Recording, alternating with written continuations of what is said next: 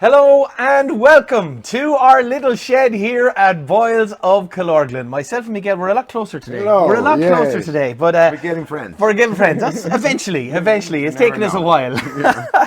We are here in the shed here in Boyles of Killorglin for a very special show. For those of you who are listening on the radio, you should definitely check out the video because we have got in front of us a fantastic array of houseplants.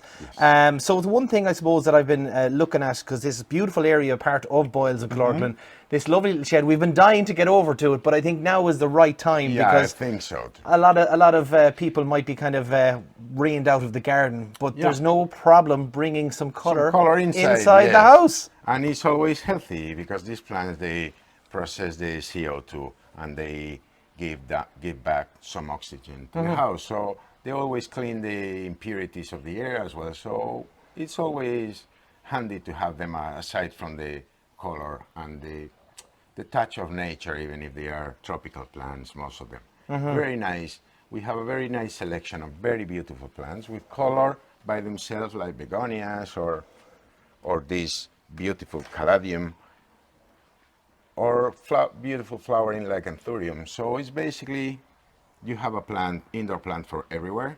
You have plants for sunny places or conservatories, where you have plants for shady places, hanging plants, carnivore plants, orchids, prickly plants, whatever you name it, and is there. And also ones that can actually heal. So there is a huge variety, I guess, and it's really what the individual person is kind of really looking for. Exactly. Right. So somebody might be looking for a bit of showpiece color.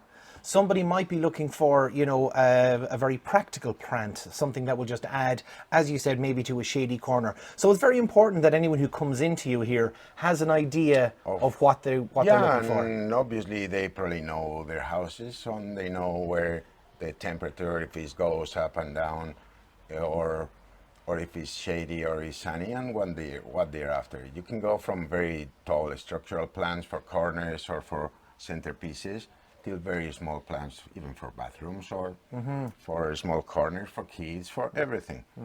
And we're going to talk about a little bit about the most common mistakes. And it's just one basically. Is people overwater the plants, and they start fading, and they think that they probably need some food.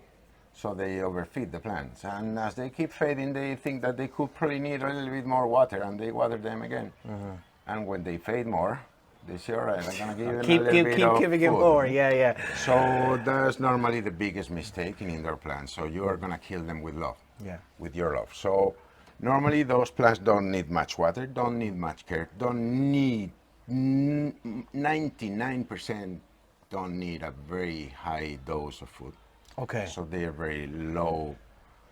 Not low growers, but as they are in a cold or cool environment, they are not going to grow very quick. They're going to have the pots, and we tend to overfeed them. You don't need to be feeding them. So it's that whole thing of people expecting the same sort of thing as outside. Exactly. So they think that they treat their outside plants and inside plants the same way, and that is one of the big problems. So all of these plants are very much self-sustainable. They just need a little bit of food and a little bit of water. Is that it? A little bit of knowledge. I mean, in terms of knowledge, it's just everything is accessible, available in the internet now. If you buy a whatever plant, an aloe vera, have a little bit of information to become a professional. Everybody had to start from scratch, from of zero. course.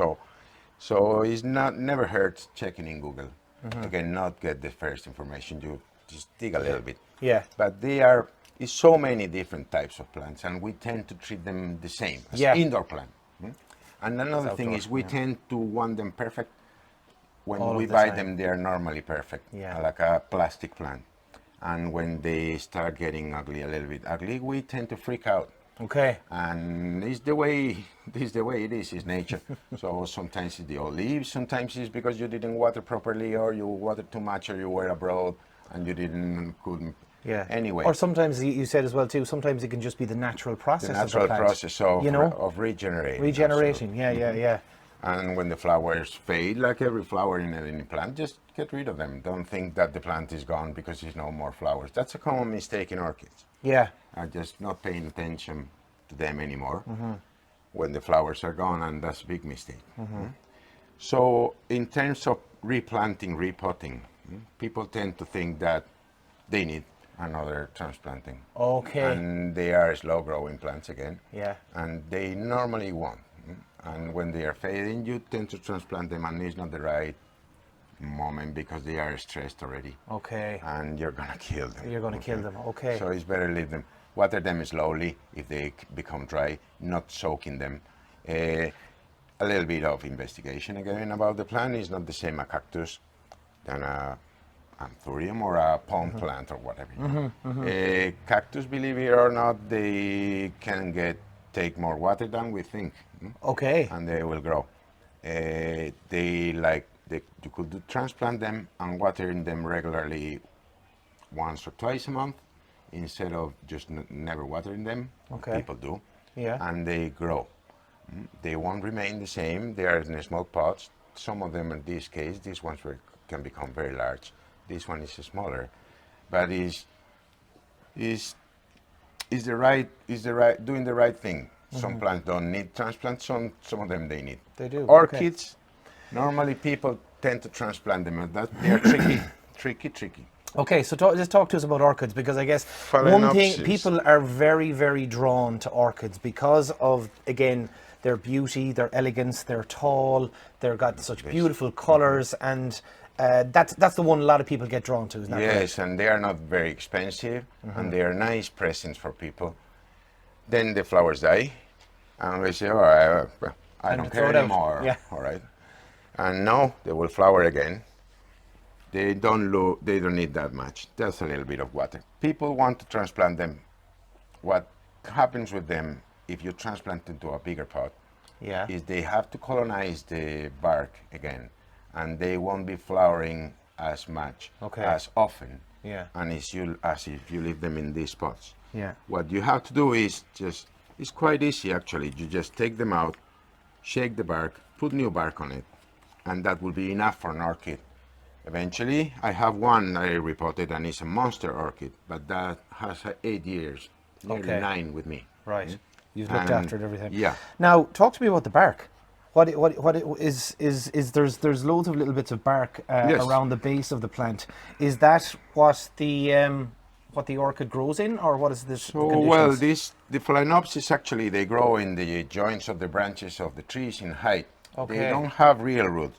They are not real roots. They don't need real soil. Okay. They live they root on the debris that the falls old down leaves from fall down and stays on the trunk of the big trees in the. So there is actually no soil in there. No, it's just the bark. Wow. Okay, and when you take it out, yeah, it goes very easily. You shake a little bit, and all the bark goes. Okay. And then you put new bark with a little, because that runs out of nutrients actually. And you put new bark, and that's it. That's all they need. They don't need a bigger pot. You can do it. I'm not telling you what to do. Yeah. Yeah, I've done it, and I have a monster orchid. It flowers every second year, and the flowers are nearly 1.5 meter tall. This stem. Wow. You have to secure it very spectacular, but it takes longer to flower. But once every 2 years, if you're willing to be that patient. I don't know if it's the place she is, but the other ones flower every year. Wow. Okay. Well, that's very interesting. So again, a little bit of information and knowledge is key here when it comes to different types of houseplants, because people could want a specific look, or they want a specific type of plant for an area. What are the ones that'll work good in shade? Because I'm thinking of, you talked about how important they can be for even just, giving a little bit of energy to an apartment, say, or anything like that. In fact, most of them are better in shade than in full sun. Okay, most of them. Most of indoor plants. So, except in cacti, aloe vera, and some plant, any of them can do in shade. Shade. Especially peace lilies can do very nice in full shade. Beautiful. Very big lily now. Miguel has just picked up. These beautiful red lilies. I love that one actually. That's a beautiful colour there. Nearly everything. Begonias, parlor palms. the old Epipremnum, they are calling now, I don't know what, they keep changing the names of the Oh, do plants. they? That's Okay. Syndipsus now. They are Right. good in shade, they are good in sun, they are good climbing, they are good trailing. Yeah. But as a rule of thumb, most of them, they prefer Shade. shade than sun. Okay. Plants that prefer sun will be aloe vera, Cacti. cacti, Tradescantia can do full sun. That plant, the Sansevieria, that's called snake plant. Snake plant, because And of the way that's- the skin, the leaves look Yeah. like a bit of kind of snake skin, all And right, yeah. that's known as a very good plant for an air purifier. Air purifier, okay. That's a very well-known plant. I guess every plant is different in Yeah. terms of quantity of Of but what they this can is do. a well-known. So that could be very plant. important for anybody who's But got that can someone be who's done got inside. who's got any kind of lung issues in the house or anything like that. That could be very, very handy, couldn't it? An Well, air purifying plant. I'm I'm not saying it's going to solve a problem, but it could be good. You can feel your house like a jungle, and it will never be bad for you in Okay. terms of oxygen levels and that thing that people thinks that if it's too many plants in your house, the oxygen levels at night. And Okay, right. That it's not even having a jungle. Yeah. You're gonna have any problem. Okay. So it purifies the air. They give humidity. They take humidity. Okay. So they kind of balance the environment Mm-hmm. somehow. And you can have them in the bathroom. I was just going to trailing, say, yeah, Boston bathrooms, yeah. ferns for the bathroom. Ferns. Boston ferns. Boston ferns, yeah. Aloe vera Aloe for vera. bathrooms.